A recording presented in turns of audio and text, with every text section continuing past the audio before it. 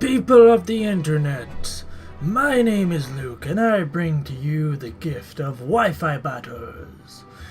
Looking at the screen now, I see a Sun team. Why? Because Solar Power Charizard, Chlorophyll, Young JP, Prankster Volbeat, who is more than likely to set up the Sunny Day, Armaldo for Stealth Rock support, and I think the others are just fillers, just to hit hard.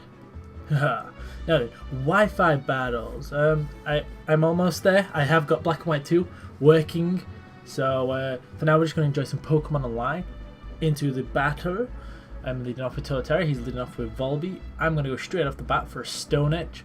Why? Well, I figured I could take him down to the low enough HP. He's obviously going to set up Sunny Day. If he carries the Encore, he will be unable to Encore me because I'll just be Encoring me into a super effective hit. And now I've took him down to a range where he can't sub. So now I've got the Stone Edge and damage off. I'm going to go for Rocks, because setting up Rocks is going to be important in this battle. It's going to severely cripple his team, especially when it comes to Charizard and Jumpluff. That's going to be a nice amount of damage just from switching in, and I will enjoy that. Now right here, I don't notice that I have indeed been encored into Stealth Rocks, so I am being a bit of a dum-dum right now.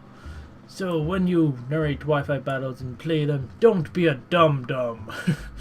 That is the moral of the story. So I'm thinking, what am I going to switch into?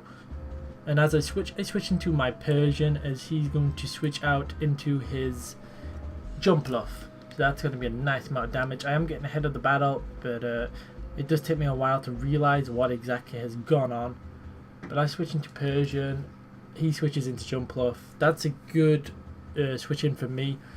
Now, he could have avoided the fake out, which is obviously coming, but I don't know, maybe he just didn't want it. So I go for the fake out, because it's obviously going to hit him for a decent amount. He's now less than half HP. I predict the Sleep Powder. I'm going to go into my Jenkins, my Electabuzz, but he encores me, and it fails.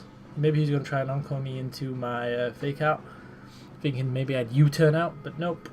And now I am fast enough. I'm going to go for the T-Box. That's going to be neutral damage. That is Stab. That is Scarf.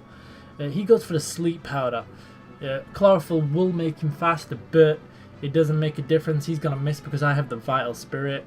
He sends in Charizard. He doesn't realize I'm Scarf because of the Chlorophyll. His Charizard will go down. And that is a good game because he Rage Quits. So that is the first battle out of my two. Both of them will end in Rage Quits. If you don't like watching Rage Quits, I will ask you to kindly leave now. Negative feedback is not wanted. I get this sort of shit all the time. People do Rage Quit quite often. And I like to make videos out of everything I've got. So I go for a second battle. And I don't actually click for same tier when I do these battles. I think it gives me a nice challenge when I do them. So I'm going to lead off with my Electabuzz. He leads off with Jirachi. I'm going to Volt Switch out because I have a feeling he's not Scarfed. If he's led off with it, then he's going to be setting up Rocks, possibly going for the trick. Either way, I'm going to Volt Switch out. Just in case he does go for something like the Thunder Wave as well, I'm going to go into Torterra. He sets up Rocks. I'm going to go for my Rocks as he's going to switch out into Slowking. Maybe he was fearing the Earthquake. He could have U-turned out, but maybe he doesn't carry the U-turn. I'm unfamiliar with Overused. I've only really played it once, and that was 2 years ago. Back into the battle. Woodhammer, it does take out the Slowking in one, which really did surprise me. But I suppose it is Stab, and it is super effective, but Slowking is quite defensively orientated. I believe that. One of them's, either way, I was surprised that it took it out.